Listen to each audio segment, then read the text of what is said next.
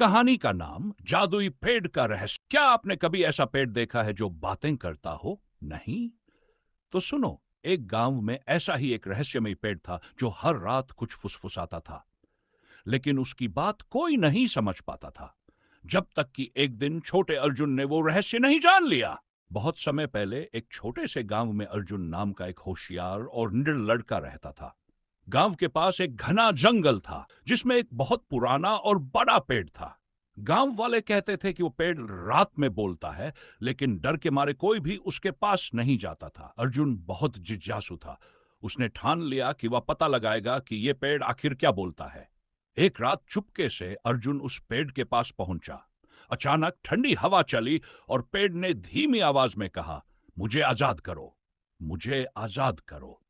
अर्जुन चौंक गया, लेकिन डर नहीं लगा। उसने पूछा, तुम कौन हो और तुम्हें किससे आजाद कराना है? पेड़ ने बताया, 100 साल पहले एक दुष्ट जादूगर ने मुझे पेड़ में बदल दिया था। मेरे असली रूप को वापस लाने के लिए किसी बहादुर बच्चे को मेरी जड़ों में छिपा जादुई पत्थर को ढूंढना होगा, लेकिन जादूगर ने वहां खतरनाक पहरेदार छोड़े हैं। अर्जुन ने बिना सोचे समझे कहा, मैं तुम्हारी मदद करूंगा। अर्जुन ने पेड़ की जड़ों के पास खुदाई शुरू की। तभी अचानक जमीन से दो पत्थर शेर निकल आए। उनकी आंखें लाल चमक रही थी। अर्जुन घबरा गया, लेकिन उसने पास पड़ी लकड़ी उठाई और शेरों से लड़ने लगा। उसने देखा कि शेरों की पीठ पर एक चमकती हुई चाबी लगी है। अर्जुन ने बहादुरी से लड़ाई की और चाबी निकाल ली।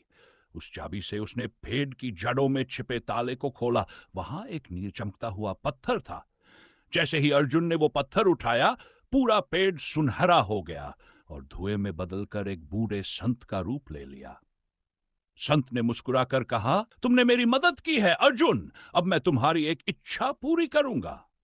अर्जुन ने कहा, मैं चाहता हूं कि हमारे गांव में कभी कोई भूखा न सोए। संत ने आशीर्वाद दिया और तभी से गांव में हर मौसम में खूब अनाज और फल उगने लगे। गांव खुशहाल हो गया। अर्जुन की बहादुरी के किस्से दूर दूर तक फैल गए, लेकिन वो जादुई पेड़ अब हमेशा के लिए गायब हो चुका था।